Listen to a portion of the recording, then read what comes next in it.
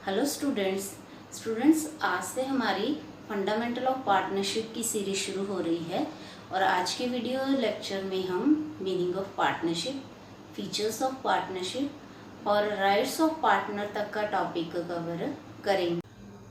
तो स्टूडेंट्स हम आज का लेक्चर मीनिंग ऑफ पार्टनरशिप से शुरू करते हैं। पार्टनरशिप एक तरह का बिजनेस रिलेशनशिप होता है दो या दो से ज़्यादा लोगों के बीच में, जो किसी भी काम को करने के लिए इकट्ठा हुए हैं और वो ये काम प्रॉफिट अर्न करने के लिए कर रहे हैं और उसको शेयर करने के लिए कर रहे हैं। जो लोग ये काम करने के लिए इकट्ठा हुए हैं उन लोगों को हम पार्टनर्स बोलते हैं, इंडिविजुअली पार्टनर्स। और जब ये लोग कलेक्टिवली हम इसको प्रोनाउंस करेंगे तो हम बोलेंगे कि वो पार्टनरशिप फॉर्म है। मतलब इंडिविजुअली जो लोग ये पार्टनरशिप सेटअप कर रहे हैं वो पार्टनर्स हैं और collectively they are partnership firm. और जिस भी नाम के अंडर वो ये काम कर रहे हैं उसको हम बोलेंगे फॉर्म नेम। तो जो भी लोग जो पार्टनर्स जो बिजनेस कर रहे हैं वो या तो सारे लोग मिलके, सारे पार्टनर मिलके ये काम संभाल सकते हैं उस बिज़नेस को, या फिर उनमें से कोई एक पार्टनर बिज़नेस को संभाल सकता है। पर कंडीशन ये है कि चाहे एक ही पर्सन काम कर रहा है पर उसके किए हुए काम के लिए बाकी सारे पार्टनर्स भी रिस्पॉन्सिबल होंगे। तो इसको समझने के लिए हम इसकी डेफिनेशन देखते हैं जो कि है इंडियन पार्टनरशिप एक्ट 1932 सेक्शन 4 के under. Partnership is the relation between person who have agreed to share the profits of a business carried on by all or any of them acting for all. मतलब जो संबंध है कुछ लोगों का जो कि किसी काम को करने के लिए और उस काम को प्रॉफिट अर्न करने के लिए कर रहे हैं और फिर उसको शेयर करने के लिए भी वो ये काम कर रहे हैं, और उसी तरह एक के किए हुए काम के लिए बाकी सारे पार्टनर्स भी रिस्पॉन्सिबल होंगे। तो अच्छे से समझने के लिए अब हम इसको फीचर्स ऑफ पार्टनरशिप रीड करेंगे। जो पहला और इम्पॉर्टेंट फीचर है पार्टनरशिप का वो है नेचर। पार्टनरशिप जो है अपने पार्टनर से डिफरेंट नहीं मानी जाती कानून की नज़रों में, ये दोनों सेम माने जाते हैं।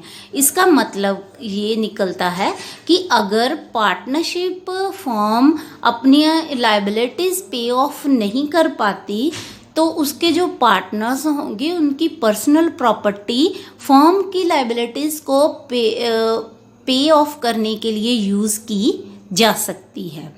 तो इससे इसकी जो पार्टनरशिप फॉर्म है उसके नेचर का पता चलता है कि जो पार्टनरशिप फॉर्म की नेचर है वो पार्टनर्स और पार्टनरशिप फॉर्म दोनों को सेम मानती है। कानून इन दोनों को अलग नहीं मानता। पर अकाउंटिंग पॉइंट ऑफ व्यू से पार्टनर्स और पार्टनरशिप फॉर्म दोनों बिजनेस दोनों अलग अलग माने जाते हैं। एक अकाउंट्स प्रिपेयर करने के लिए हम दोनों को सेम ट्रीट नहीं कर सकते। तो दूसरा जो इम्पोर्टेंट हमारे पास फीचर है पार्टनरशिप फॉर्म का वो है 2 और मोर पर्सन्स। पार्टनरशिप में एंटर करने के लिए हमें कम से कम 2 पर्सन चाहिए। तो मैक्सिमम लिमिट जो कि कंपनी एक्ट ने पावर दी सी सेंट्रल गवर्नमेंट को, और सेंट्रल गवर्नमेंट ने मैक्सिमम लिमिट ऑफ पार्टनर्स रखी है 50। मतलब किसी भी पार्टनरशिप बिजनेस को करने के लिए हमें कम से कम 2 लोगों की और ज़्यादा से ज़्यादा 50 लोग हम इसमें पार्टनर रख सकते हैं। तो कौन लोग हैं जो पार्टनर बन सकते हैं? जो लोग किसी तरह के भी कॉन्ट्रैक्ट को करने के काबिल होते हैं वही लोग पार्टनर बन सकते हैं। तो अब कौन लोग हैं जो कॉन्ट्रैक्ट कर सकते हैं? तो इंडियन कॉन्ट्रैक्ट एक्ट 1872 के अकॉर्डिंगली हमें कुछ उन लोगों के बारे में बताया गया है जो लोग कॉन्ट्रैक्ट नहीं कर सकते। तो जो लोग कॉन्ट्रैक्ट नहीं कर सकते वो लोग पार्टनर भी नहीं बन सकते। वो कौन लोग हैं? जो फर्स्ट पर्सन है वो है माइनर जो है वो उस पर्सन को हम बोलते हैं जो कि अभी 18 इयर्स का नहीं हुआ है, जो बालिग नहीं हुआ है, अभी नाबालिग है। तो कोई भी माइनर पर्सन जो है वो कॉन्ट्रैक्ट नहीं कर सकता, तो इसीलिए वो पार्टनर भी नहीं बन सकता। तो दूसरा जो पर्सन है वो है पर्सन ऑफ अनसाउंड माइंड। कोई भी व्यक्ति जो कि मानसिक तौर पर पूरी तरह से तंदुरुस्त नहीं है, कमज़ोर है, वीक है, तो उस पर्सन को भी हम पार्टनर नहीं बना सकते। जो थर्ड पर्सन है वो है पर्सन डिस्क्वालिफाइड बाय लॉ। कोई भी व्यक्ति जो कि किसी भी कानून के तहत डिस्क्वालीफाई किया गया है किसी तरह के कॉन्ट्रैक्ट में एंटर करने के लिए, तो वो पर्सन भी पार्टनर नहीं बन सकता। तो इन तीनों तरह के लोगों को छोड़ के बाकी कोई भी पर्सन जो है वो पार्टनर बन सकता है। तो अब जो हमारा थर्ड और इम्पॉर्टेंट पॉइंट है वो है एग्रीमेंट। एग्रीमेंट स्टूडेंट्स, जो लोग पार्टनर्स हैं या जो पार्टनरशिप फॉर्म सेटअप करना चाहते हैं, उन लोगों के बीच में जो आपस में टर्म्स और कंडीशन तय होती हैं, जो भी उनमें आपस में बातचीत होती है काम को लेके, तो जो भी टर्म्स और कंडीशन वो सेट करते हैं उसको बोलते हैं। तो एग्रीमेंट के बाद ही पार्टनरशिप बिजनेस या फॉर्म जो है सेटअप हो सकती है। तो एग्रीमेंट होना ज़रूरी है। एग्रीमेंट रिटन भी हो सकता है और ऑरल भी हो सकता है। तो जो रिटन एग्रीमेंट होता है उसको हम पार्टनरशिप डीड बोलते हैं। तो जो हमारा नेक्स्ट और इम्पॉर्टेंट पॉइंट है वो है लॉफुल बिजनेस। तो किसी भी पार्टनरशिप फॉर्म को सेटअप करने के लिए हमें ज़रूरी है कि कोई काम होना चाहिए, पर वो काम गैर कानूनी नहीं होना चाहिए, लॉफुल कानूनी तौर पर सही काम होना चाहिए। अगर आप किसी ऐसे काम को कर रहे हैं जो कि गैर कानूनी है, तो फिर आप पार्टनरशिप फॉर्म सेटअप नहीं कर सकते। तो इसके लिए ज़रूरी है कि जो भी आप काम करो वो लीगल हो और सही हो। फॉर एग्ज़ाम्पल मैं आपको एग्ज़ाम्पल देती हूँ कि अगर आप मान लो कि बम बनाने का काम कर रहे हैं, पर वो उस बम को बनाने के लिए ना आपने किसी तरह की ना तो लाइसेंस लिया है, ना ही कोई परमिशन लिया, ना ही कोई अपने रिक्वायरमेंट्स जो ज़रूरी होती हैं इस तरह के बिज़नेस को करने के लिए वो फुलफ़िल की हैं, तो इसका मतलब है कि आपका काम लॉफुल नहीं है, वो इल्लीगल है। तो इसलिए ज़रूरी है कि पार्टनरशिप फॉर्म सेटअप करने के लिए हमारा जो काम है वो लीगल हो। दूसरा जो ज़रूरी कंडीशन है कि जो भी हम काम कर रहे हैं वो प्रॉफिट अर्न करने के लिए कर रहे हों और उसको शेयर करने के लिए कर रहे हों। अगर हम वो काम किसी को हेल्प करने के लिए कर रहे हैं, सर्विस करने के लिए कर रहे हैं, तो वो पार्टनरशिप के अंडर नहीं आएगा। तो ये बहुत ज़रूरी है कि जो भी हम काम कर रहे हैं वो प्रॉफिट अर्न करने के लिए कर रहे हों। और जो लास्ट और इम्पॉर्टेंट पॉइंट है वो है students mutual agency. Mutual agency के बारे में हमने पहले भी डिस्कस किया है। इसका मतलब ये है कि जो भी हम काम कर रहे हैं उसमें जो पार्टनर है, अगर वो कोई काम करते हैं बिजनेस में, तो वो सभी के बिहाफ पे काम करते हैं, सारे पार्टनर्स के बिहाफ पे काम करते हैं।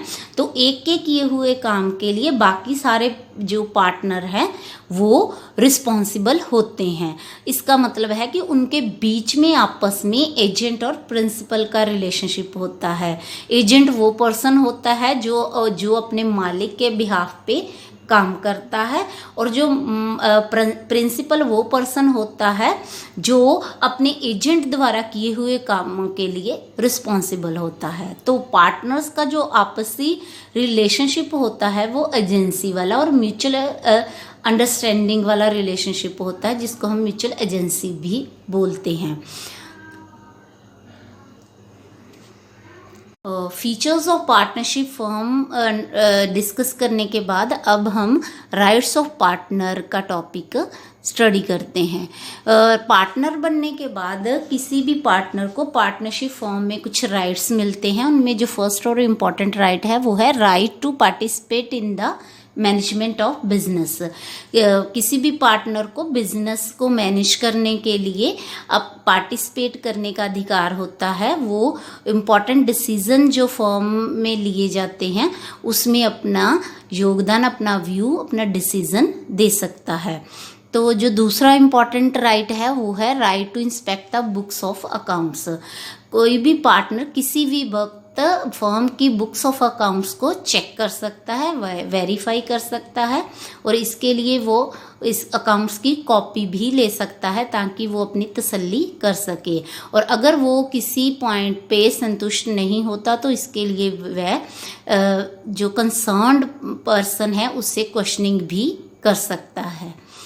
और जो थर्ड है राइट, वो है राइट टू शेयर प्रॉफिट और loss in the agreed ratio. तो क्योंकि पता है कि हमने जो पार्टनरशिप सेटअप की है वो प्रॉफिट अर्न करने के लिए ही की है, तो उसके लिए उसको ये भी अधिकार मिलता है कि वो उस प्रॉफिट को जिस भी रेशो में जो उन्होंने पहले डिसाइड की है रेशो, उसमें वो अपना प्रॉफिट जो है वो अपना प्रॉफिट और लॉस में अपना हिस्सा जो है वो शेयर कर सके। तो ये मोस्ट इम्पॉर्टेंट राइट है। तो इसके बाद right to receive interest on loan given by him और हर टू द फर्म।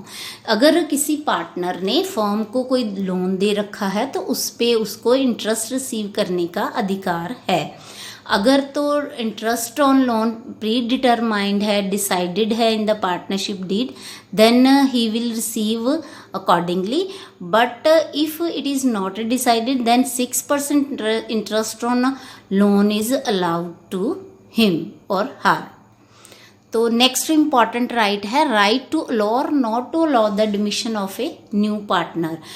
किसी भी पार्टनर को ये अधिकार है कि वो नए पार्टनर की एडमिशन कर सकता है या फिर उसको रोक सकता है। यहाँ पे मैं आपको बता दूं कि किसी भी नए पार्टनर की एडमिशन के लिए सारे पार्टनर्स की कंसेंट मिलना बहुत ज़रूरी है। अगर कोई भी एक पार्टनर एडमिशन के लिए परमिशन नहीं देता या वो कंसेंट अपनी नहीं दे रहा है तो एडमिशन नहीं हो सकती। जो नेक्स्ट है right to retire from the firm. कोई भी पार्टनर जो है वो प्रॉपर नोटिस देके फर्म से रिटायरमेंट ले सकता है। तो ये सारे 1 to 6 जो राइट्स हैं मोस्ट इम्पॉर्टेंट राइट है पार्टनर के। इसके अलावा अगर कोई पार्टनर ने फर्म के बिहाफ पे कोई पेमेंट की है तो उसको वापस लेने का अधिकार भी उसको होता है। और अगर फर्म के लिए उसको इमरजेंसी में कोई डिसीज़न लेना पड़ता है और उसने वो डिसीज़न बेटरमेंट के लिए लिया है तो वो ले सकता है। उसको इमरजेंसी में विदाउट राइट्स भी डिसीज़न लेने का अधिकार है। तो इसके अलावा अगर उसको फर्म का कोई काम करते हुए किसी तरह की हानि होती है तो उसके लिए भी वो फर्म से हर्जाना वसूल कर सकता है।